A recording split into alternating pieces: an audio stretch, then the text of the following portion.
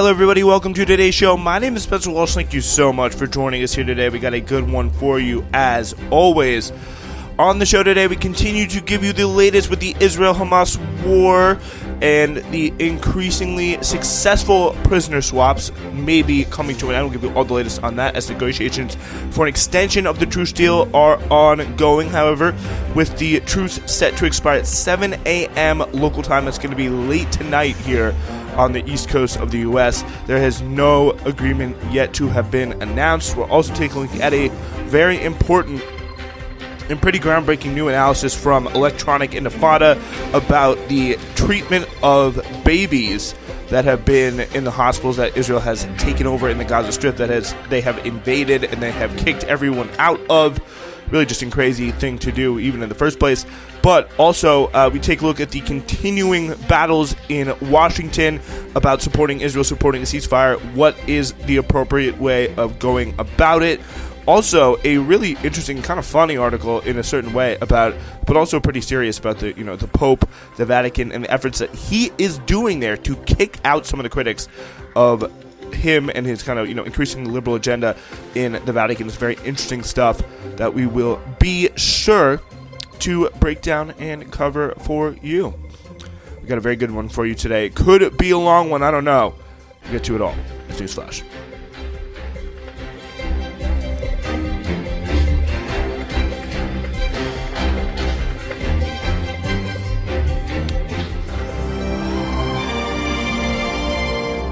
All right, some really pretty interesting stuff going on. Some pretty important stuff, and we continue to feel like there could be some, pretty major changes, some pretty major movement on this stuff. Really, at any time, we saw a pretty surprising ceasefire extension on Monday.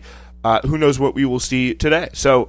Negotiations they're ongoing, but 16 captives were freed from Gaza on Wednesday. Qatar said that 10 of the released captives were part of the existing truce deal, while 4 Thai citizens and 2 Russian Israelis were freed separate from the deal. So another, I think it is a pretty interesting sign to see, Hamas continuing to release these captives unadulterated, but obviously, being very particular. I don't want to say, too persnickety because it's like the terms of the deal that Israel signed up on, but again, as we saw over the weekend as well, refusing to release further hostages if Israel in any way seems to be falling down on its end of the bargain. So 16 captives were freed from Gaza on Wednesday, and 30 Palestinian women were freed from Israeli prisons in the early hours of Thursday, continuing to follow that kind of 3-to-1 ratio, kind of corresponding with the number of prisoners that are in Gaza, or Israeli jails versus Hamas captivity. U.S. Secretary of State Antony Blinken had arrived in Tel Aviv on his 3rd trip to the region since October 7th. He's also expected to visit the occupied West Bank for, I believe, the first time. More than 15,000 Palestinians have been killed in Gaza. Of course, at this point, far, far more. And, of course, the Israeli death toll is still at 1,200. So, Bisan al-Fakuri, the daughter of Palestinian writer Lama Kater, spoke to Al Jazeera as she waited for her mother to be released outside of Ofer prison. So she's the daughter of kind of a well-known Palestinian writer. She said, "I haven't seen my mom for about a month. She was arrested after the events of the 7th of October. She's a political analyst. My mother was arrested because of her background." She said, "We saw what they've done against the people of Gaza. This is criminal Israeli occupation. And they don't need any pretext to arrest people from Palestine." We've seen again for all the nearly 150 plus prisoners that have been freed, Israel is just picking just as many up off the streets of the West Bank and just putting them right back into Israeli captivity. So it's like when, of course, these people are coming in, but this really illustrates how hollow, when it comes to dealing with the actual reality of the problem, it demonstrates how hollow what Biden is doing and what he's crowing about is, because again, without fundamentally challenging the structure of the state, without fundamentally challenging what they are doing and the just horrific practices that we have criticized when it's anybody else who's doing it, just picking people off the streets, holding them without a trial, all that stuff, and just this clear apartheid state, just when we have Israel exercising control over this entire greater Israel area, and then just really using it to just commit these essentially these atrocities like they're nothing, and like it just can happen like the drop of the hat. It really is remarkable to see.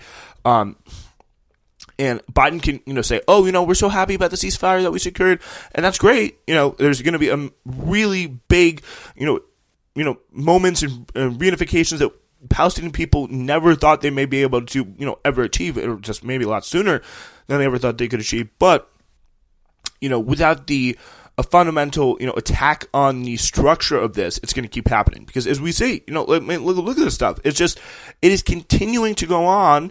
And they're picking up just as many people as they arrested, and just, the net is the same. They're still causing as much terror, and, their fundamental structure of what they do is still very much in place. Meanwhile, the U.S. President Joe Biden said he was deeply gratified that Liat Benin will soon be reunited with her 3 children and her father, before adding he was determined to secure the release of her husband Aviv and other captives still in Gaza. This is an American-Israeli captive, Liat Benin. Benin is a dual American-Israeli national. She was among the captives released by Hamas on Wednesday. So, also, praising so what we talked about, here he is, crowing over the situation, but, we still have people in the West Bank getting arrested at literally just the same clip, which is, I think, very, very important. So people have been waiting here for several hours now. That's the first line of this Hoda El Abdelhamid report we just got in here from Ramallah. There have been several delays from this bus carrying prisoners. This is Palestinian prisoners held by Israel, bringing them from the Ofer prison to people, their family members waiting for them in Ramallah. We know that the Palestinian prisoners who are on their way here have been waiting at the Ofer prison. The International Red Cross was late to arrive there. We don't know why exactly. And then just outside of the prison, there were clashes that lasted for quite a while. So this is Hoda El Abdelhamid saying, again, Palestinian prisoners on their way, reporting in Ramallah. She said Palestinian prisoners are on their way here to this supposedly this kind of exchange point. They had to wait for a bit of time at the Ofer prison, and the International Red Cross, for some reason, was late to arrive at the prison, but they're now driving, apparently, hopefully this is as of, just half an hour ago, in the, just in terms of around 7:30 here, East Coast time, just to give you a sense, whenever you're listening, 7:30 on Wednesday night. Yes, apparently there were, again, clashes outside the prison, which lasted for quite a while, which is very interesting. And apparently Palestinians have now been wounded by live ammunition. We don't know, again, were these prisoners, were these people outside the prison, maybe protesting or trying to, cause some sort of, interaction with Israeli forces. The bus could take you maybe another hour to reach. So here, could take maybe another hour or so to reach here, simply because along the road you have Palestinians who will go down from their homes to welcome the newly released prisoners, which is really quite amazing. Just they know that bus, they know what it means when that bus goes by, and they want to make their voices heard and welcome these people, even as there are continuing celebration or bans on celebrations. There are 2 households. This is to Mohammed Jamjoon reporting in East Jerusalem. There are 2 houses. I think this is strongly placed in East Jerusalem, the West Bank. They can't really enforce this as much as they would like, but obviously are still trying to enforce it to some degree. There's 2 households where prisoners will be, we are told, returned later this evening. Throughout this evening and into the early hours of the morning, there's been a lot of concern among these family members because they have Israeli security officers repeatedly go to their houses. This has been happening in the last half hour. What happens is Israeli police forces will go to the houses where these Palestinian prisoners are to be returned. They try to clear the house of any extended family members. So again, it's really a big part here of Palestinian culture to be like, celebrate with the family members. Palestinian families are often, very, very, very big. A lot of cousins, uncles, aunts, all that stuff, who just know the person just as well as any kind of nuclear family, which is really, really remarkable. and it is causing fear, again, in a climate where just the same number of protesters are being snatched, or, Palestinians are being snatched back up. It is causing a lot of fear in East Jerusalem at the moment, according to, again, Mohammed Jamjoon from Al Jazeera. They warn relatives there to not be take part in any type of celebrations, either indoors or outdoors.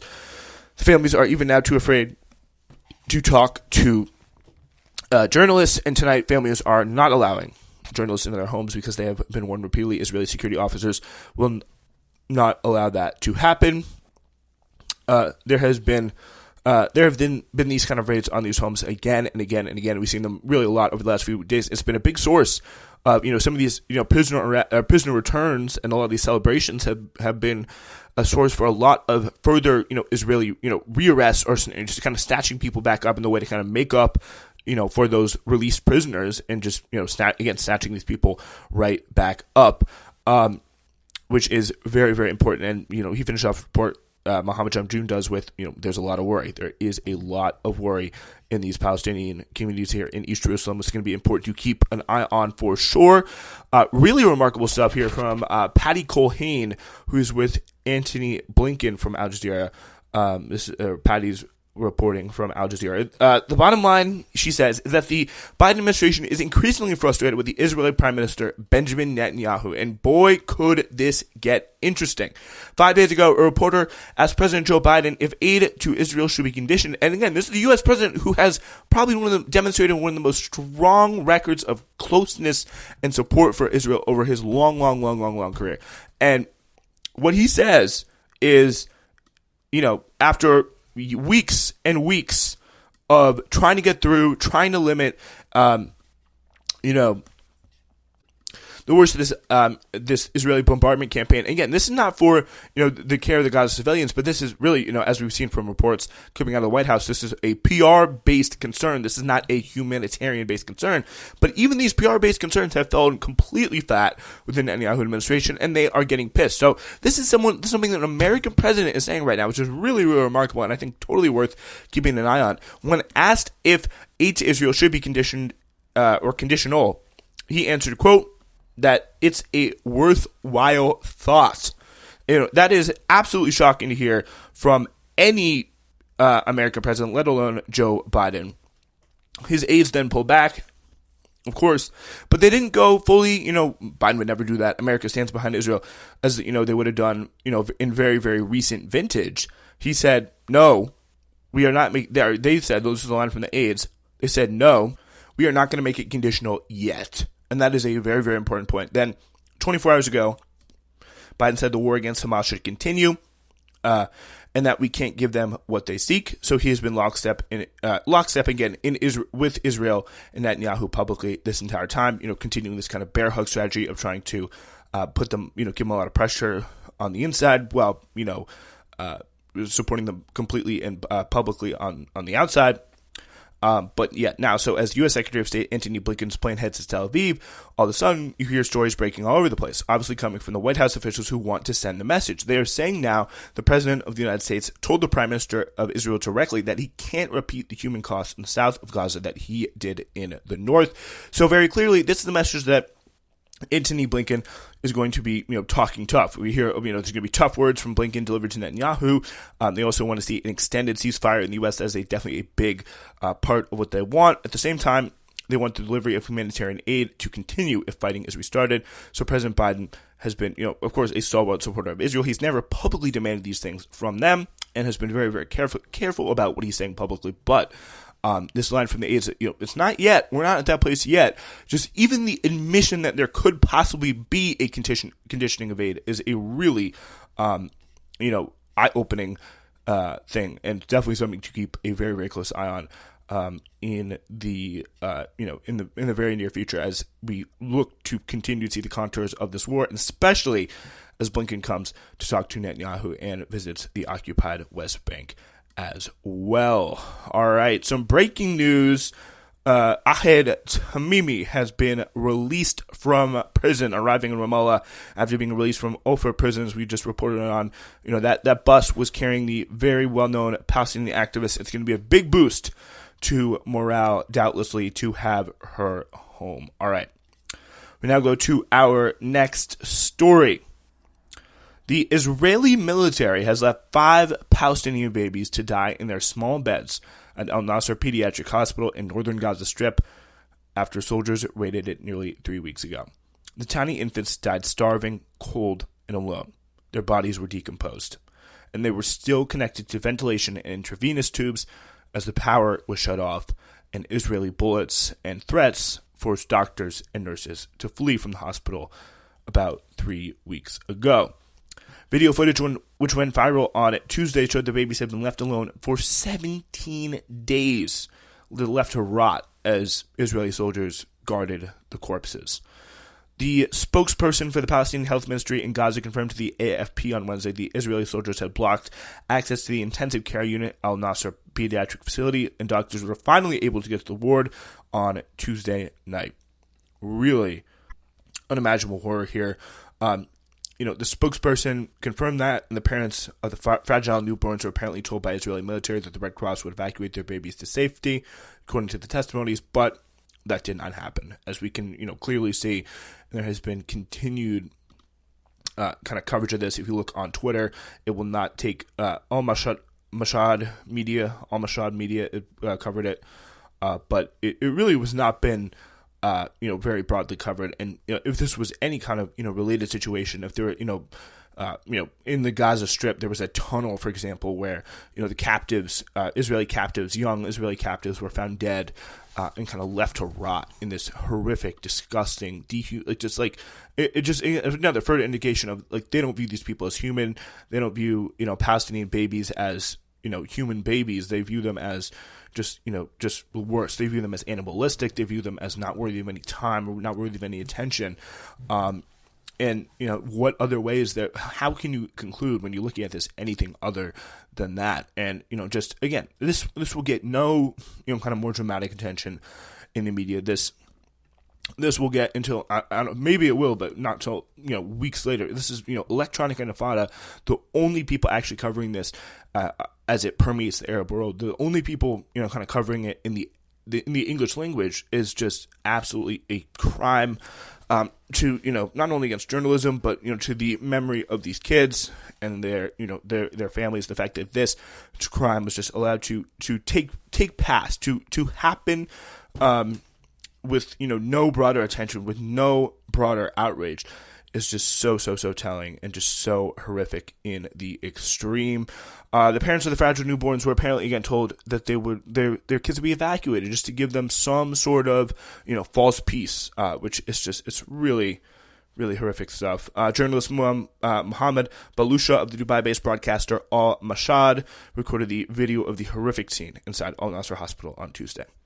On November 10th, as part of a series of airstrikes, raids, and attacks on hospitals, Israel forces stormed the Al Nasr hospital and ordered patients, doctors, and displaced civilians to leave. Again, why? Again, there's no even pretense. There's no even pretense of finding a Hamas tunnel in there. They didn't even pretend that they were going to do it. They came in there to cause terror. They came in there to cause more Palestinian death, more Palestinian suffering, and spread the fear, spread the terror, and psychologically try and destroy these people while completely dishonoring, completely disrespecting the people that they had killed with the hope of killing more. Again, you didn't even hear about this in the media. There was no, will there or won't there be a kind of Hamas tunnel under the Al Nasr Children's Hospital? There never was any discussion about that. That wasn't even up for debate.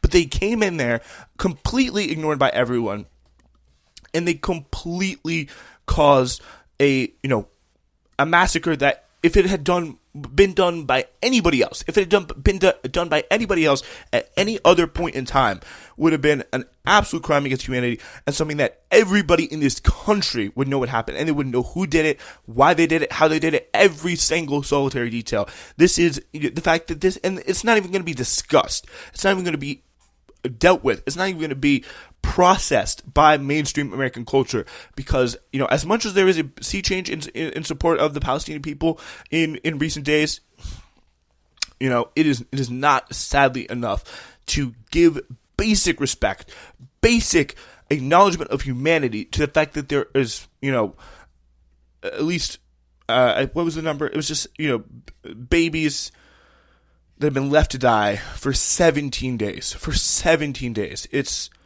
absolutely remarkable. A doctor at Al Nasr on the 13th of November, he knew what he was doing. Imagine what this does to people. If you're a doctor, if you care deeply about saving people and, rescuing them, and that's the reason why you got into the medical profession, and you were forced to let 5 children, just die. What does that do to you? Like, what is that psychological toll? Like, it's got to be unimaginable. It is unimaginable. And this is something that Israel has been doing on purpose. Tanks surrounded the medical complex. One doctor said there was Israeli artillery shelling inside the hospital. And gunfire was by occupation forces was open on civilians trying to leave the hospital, which is under a tight military siege from all directions. Like, these people, and again, none of it is ever going to be acknowledged. None of it is ever going to be dealt with by anyone, that would deal with this in any other situation. And again, for all this, there's increasing humanity, there's increasing recognition of the Palestinian struggle. It is so much longer to go. And whenever someone tells you, what about this, what about that? It's just like, they left babies to die on purpose. They knowingly took the lives of these Palestinian babies, left them to sit there to die on purpose, all while lying to the families and saying they're being put into safety. And 17 days later, they allowed them to find the truth. And it went, just when, the hospital discourse is out of the news, now we're talking about truce, ceasefires, all good, it's okay. We can, let them get to, we can let them get to, their dead babies now. It's like, it is unimaginable. It's just unimaginable. And again, until I see, any sort of outrage on that, until I see any sort of condemnation on that, from anybody who has been haranguing me or haranguing other supporters of, just basic Palestinian human rights, until I see any condemnation or even acknowledgement or even awareness that this thing happened to these people, until there's any, just basic understanding and acknowledgement of that, I feel very, very hard-pressed, to say the least. I feel, very, very hard-pressed to, really work up these horrific condemnations of, Hamas, they kept their captives in cages, in cells, and kept them prisoner because they were, I'm sure it was not a good time to be held captive by Hamas in Gaza during the midst of this, Israeli bombardment when, not only were being held captive, but you were going through one of the worst, bombardments that we have seen in a long time of a civilian era. I'm sure that was not good. But again, there has been suffering orders of magnitude going on that are, for orders of magnitude longer and, just orders of magnitude more depraved and orders of magnitude just more just serious and vicious and brutal and heartless, and you don't even know that they happened. Like, that is who, for the people who are listening to this out there that may have been asked, you don't condemn Hamas, something like that, has been yelled at, again, these people, you have to understand, if you're one of those people out there who's been faced with these questions, these people don't even know that these babies were treated this way. They don't even know that there was, so many attacks on not just Al-Shifa, continued, consistent attacks on hospitals. I mean, as soon as I start seeing acknowledgement of that, then, I feel like we can have, a slightly more reasonable conversation. But until there is, just a basic acknowledgement of the humanity of the Palestinians by anyone other than, their most avid, Western defenders, I feel like we are in a deeply, deeply troubling spot. All right. We go now to our next story, and we'll do it in just a minute.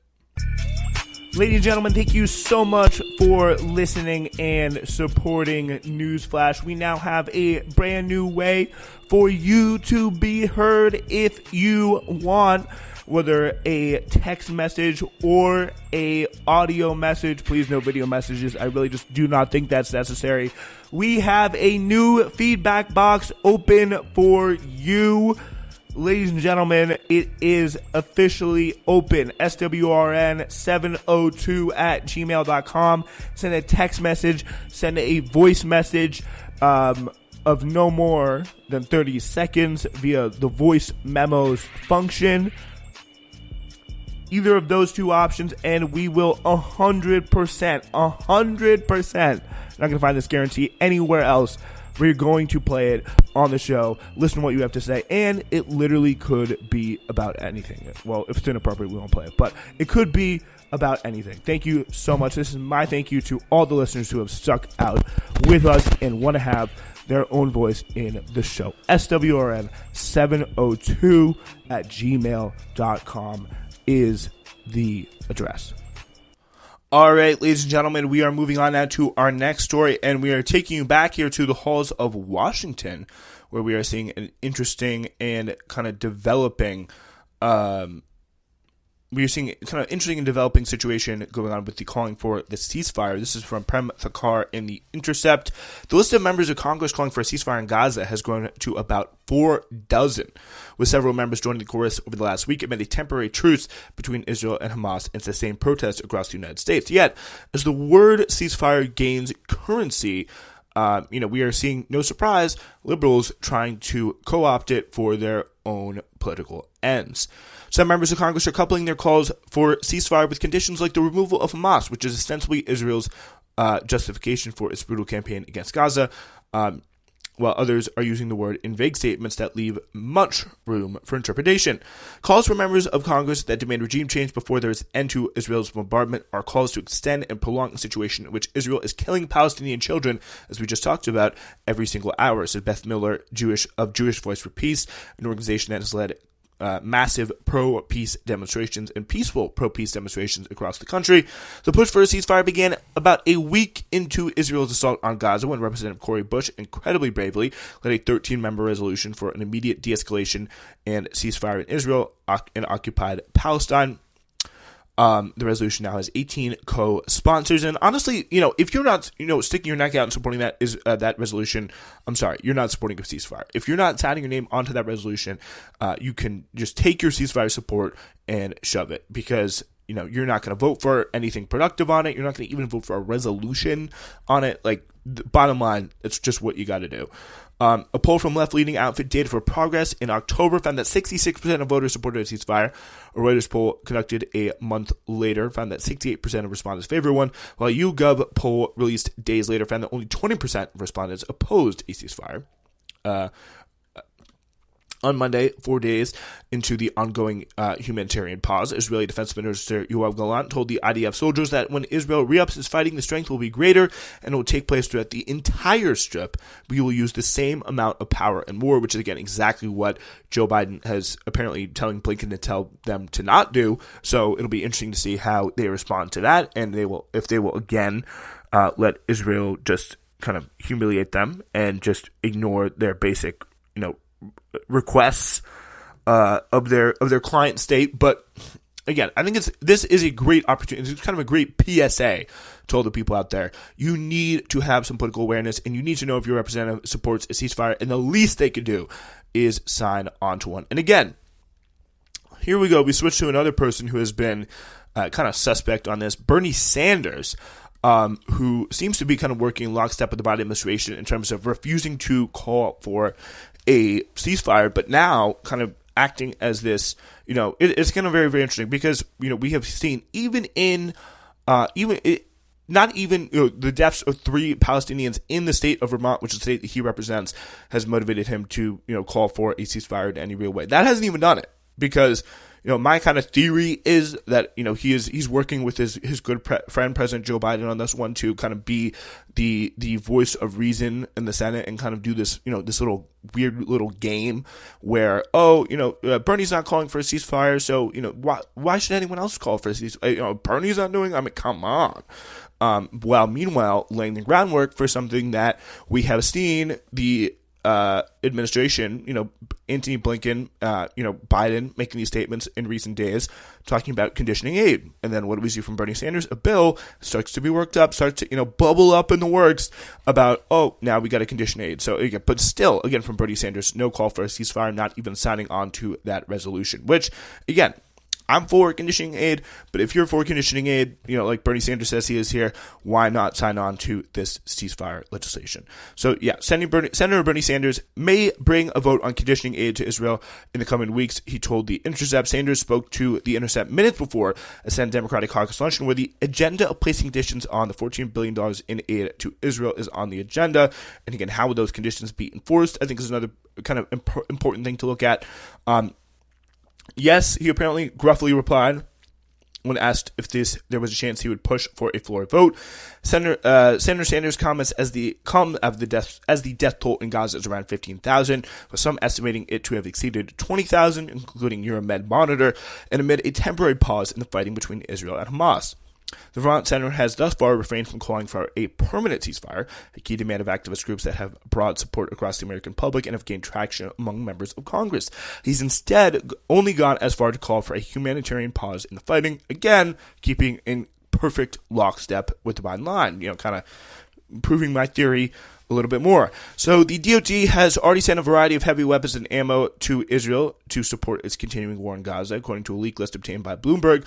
Congress is now seeking to approve another $14 billion, as requested by Joe Biden, to provide advanced weapon systems, support for artillery, ammunition production, and more projectiles for Israel's Iron Dome. Again, they're an incredibly rich country. Just put some more projectiles in there. But, come on.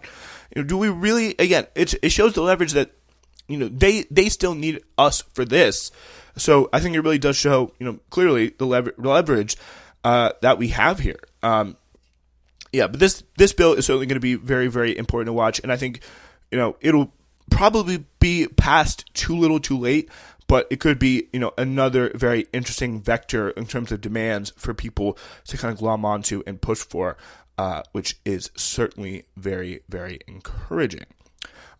So we regularly condition our aid to allies based on compliance with U.S. law and international law, Murphy said on Sunday. I think it's very consistent with the ways in which we have dispersed aid, especially during wartime, for our allies, for us to talk about making sure that the aid we give Ukraine or the aid we give Israel is used in accordance with humanitarian rights laws. So, again, I think it'll be interesting to, and probably dependent on how this upcoming talk goes in Israel with between Blinken and Netanyahu and the war cabinet there, but I think it's going to be interesting to see, if that, starts to spur things up and say, hey, they're really not listening to us. We got to, start being the heavy here because, the United States can certainly be the heavy if it wants. And bottom line, don't let anybody tell you otherwise. All right. To the last story, ladies and gentlemen, a really incredible story, a report from Jason Horowitz in Rome this evening. He writes, as Pope Francis smiled warmly at the circus performers spinning and flipping in front of him at his weekly general audience in the Vatican on Wednesday, he looked every bit the grandfatherly figure who has, for the last decade, sought to make the church a kinder, gentler, and more inclusive place. Except for the people feeling his wrath. There is some sense among Vatican analysts and conservatives that Francis, who is suffering from a lung inflammation that forced him to pass off his readings at the event and to cancel an important trip to Dubai this weekend, is increasingly focusing his depleting energies on settling scores and cleaning house. And they have this really great picture of this cardinal sitting next to the Pope, and he's sitting in this big chair, and he's just completely enchanted by these random circus performers who are doing these kind of acrobatic arts. Like there's one guy doing a handstand, or one woman, you might tell, doing a handstand on a Segway, which is interesting, and he's just delighted by the whole thing. Meanwhile, he's launching a coup throughout the levers of the Vatican and the Catholic Church, which is pretty cool to see. In the last month, he has turned his focus on two of his most vocal and committed conservative critics in the United States. Again, for a lot of places, especially Latin America, the Catholic Church has been again, not to say they're by any means perfect, especially historically, but tend to have a slightly more liberal perception than they do in the United States. So in the years since the death of his conservative predecessor, Benedict XVI, he has exiled a previously projected chief antagonist and moved against others who have accused him of destroying the church. While some have wondered whether his ailing health might be driving his actions, Francis, who from the beginning said he did not expect to live long on the job, has often moved with urgency. And when it comes to personnel moves, analysts say it has always been thus. He has always acted like this, said Sandro Magister, veteran of Vatican Observer L'Espresso magazine, at L'Espresso magazine, who said it causes cases of bishops that Francis had iced out for publicly divulging private conversations or for making him look bad or causing scandal, whether or not they were actually to blame. Which is, again, a really great, I think, thing to know, because it totally belies his image of, like, I'm just the nice, friendly grandfather who's just smiling, having a good time. He will take people out. And this is a guy who, again, has been consistently liberal on gay rights, on trans rights, on abortion, on all the, the really awful things the Catholic Church has used to demonize people who are, different in any way all over the world for centuries, really. He has been one of the first popes, or if not the first pope, to really significantly roll back on that. And, the people who are criticizing him, let's just say they have, certain histories of their own, a lot of times with protection of, shall we say, certain activities that have been associated with the church in recent decades. But Magister said here, this reporter from Italy, said that the death of Benedict XVI last December was the real catalyst for an even more intensive period of frenetic activism against his foes, with the former pope no longer a presence in the Vatican gardens. While conservatives have long complained that the publicly cuddly pontiff had actually acted as a ruthless and impetuous autocrat, supporters of Francis, who will turn 87 next month, and is increasingly slowed by the use of a cane and a wheelchair, say that he has exercised patience far beyond that of his conservative predecessors. But that patience, people say, close to him say, has its limits. And after years of allowing criticism in the interest of allowing good faith debates, Francis has come to the conclusion that some of the invective is simply politically and ideologically driven. Earlier this month, a Vatican investigation into the bishop of Tyler, Texas, Joseph Strickland, uses his broad conservative radio and internet platform to sharply criticize the Pope, which is kind of weird that, a Catholic bishop's supposed to, it's honestly kind of bad luck for him and embarrassing for him that he's just yapping his mouth off all day on internet radio in Tyler, Texas. And when the Pope is chilling up there in the Vatican, it's like, dude, come on, you're not looking very good here. It's just like, I feel like it's a lack of dignity. Like, you have so much respect for the Cardinals. They come down, they'd be like, oh, how are you today? Let me help you. And then just go back and be like, wow, they're, they go back in the church, you'd be like, wow, they're amazing. There's, there's an element of mystique, an element of mystery that's just been, completely destroyed by somebody just, yapping off on internet radio in Tyler, Texas. I can't over Tyler, Texas as well. It's just really just, shall we say, a pretty different place from Rome and Vatican City. So, anyway, last week, after Pope Francis started feeling under the weather, he told a meeting of church office heads that he would take action against another American antagonist, Cardinal Raymond Burke, by revoking his right to a subsidized Vatican apartment and salary because, according to one attendee, the American was sowing disunity in the church. The conservative Italian outlet that first reported Cardinal Burke's possible eviction, La Nuova Bussola Quotidiana, also claimed that Francis had called Cardinal Burke my enemy. On Wednesday afternoon, the Pope's biographer, Austin Ivoret, said that Francis denied calling Cardinal Burke his enemy. I never used the word enemy, nor the pronoun my, Francis wrote in a note to Mr. Ivoret. Francis had told Ivoret that he had decided to strip Cardinal Burke of his Vatican apartment and salary because the American prelate had been acting against the unity of the church. So again, this is a classic case of, it's not really my fight. I'm not someone who's very Catholic or, has ever been very religious in any way. But if I was a Catholic and I, wanted a future for, gay, trans people, LGBT people, and just, having a church that is not viewed by many, many people as just being a stand-in for the worst conservative, backwards impulses of the world, and, also kind of being a stand-in for, let's be honest, pedophilia as well. I would be very, very supportive of what Pope Francis is doing because, again, it's almost kind of a strange feeling, I think, for people who are on the left to see power kind of used effectively and ruthlessly for their own aims after seeing, really so much of that time.